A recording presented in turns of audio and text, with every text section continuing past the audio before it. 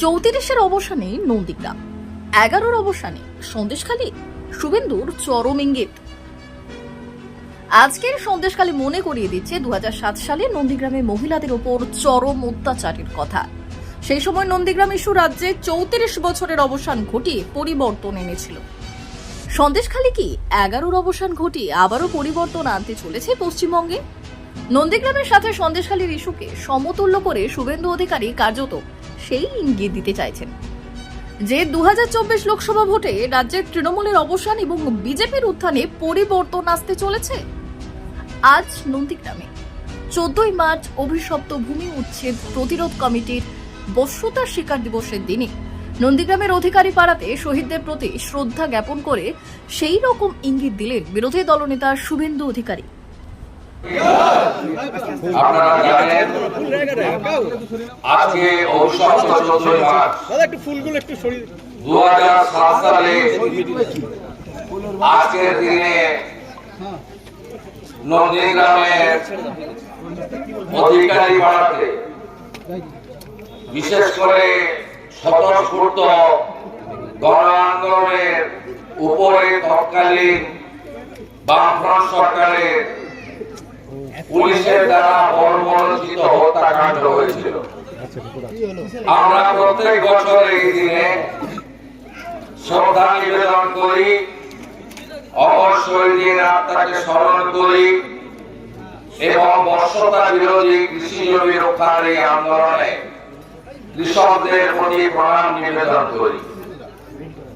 অনেকে নির্বাচন এড়িয়ে আসেন যান, তাদেরকে পরিযায়ী পাখি বলা হয়, কিন্তু 2008 সাল থেকে অদ্যাবধি দীর্ঘ 17 বছরেরও বেশি আমার অন্তত কোনো পরিবর্তন হয়নি এবং আমি কখনো এই মঞ্চকে শহীদ বেদিকে রাজনৈতিক কারণে ব্যবহার করিনি, ভবিষ্যতে করব না।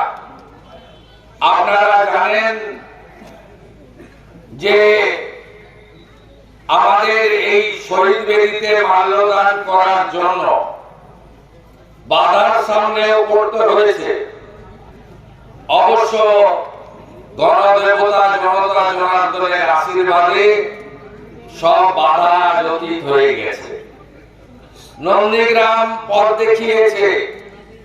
আজকে যে সন্দেশখালীর মা বোনেদের গর্জন, তাদের উপর অত্যাচারের বিরুদ্ধে যে স্বতঃস্ফূর্ত আন্দোলন মনে করিয়ে দিচ্ছে তৎকালীন নন্দীগ্রামে বিশেষ করে আমার মাতৃমণ্ডলী দিদি বোনদের লড়াইয়ের কথা। আমরা যেহেতু 11টার মধ্যে সোনাচূড়া শহীদ মিনারে কর্মসূচি শেষ করব, যাতে অন্যরাও মাল্যদান করতে পারে, কারণ এই শহীদ বেদি শহীদ মিনার দিনটা উদযাপন তার ইতিহাস হয়তো অনেকে জানে না, কিন্তু এখন ঠেলায় না পড়লে বিড়াল গাছে ওঠে না। এখন তারা আসবে, তাদেরকেও সুযোগ দিতে হবে। এই শহীদ বেদি বানানোর ক্ষেত্রে স্বদেশ দাস অধিকারীর ভূমিকা সবচেয়ে উল্লেখযোগ্য ছিল।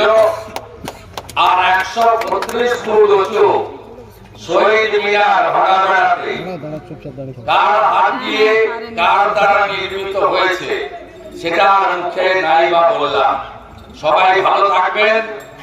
আমি শহীদদের তর্পণ করে স্লোগান দেব, তারপরে 1 মিনিট নীরবতা পালন করে আমরা শান্তিপূর্ণ উপায়ে ধীরে ধীরে আমরা সোনাচূড়া শহীদ মিনারের দিকে অগ্রসর হব। নির্দিষ্ট টাইমের মধ্যে আমরা ওখানে কর্মসূচি শেষ করব। আপনারা সবাই ভালো থাকবেন, ভালো রাখবেন। শেখ সেলিমের রক্ত। ব্যুরো রিপোর্ট, উত্তরের প্রহরী।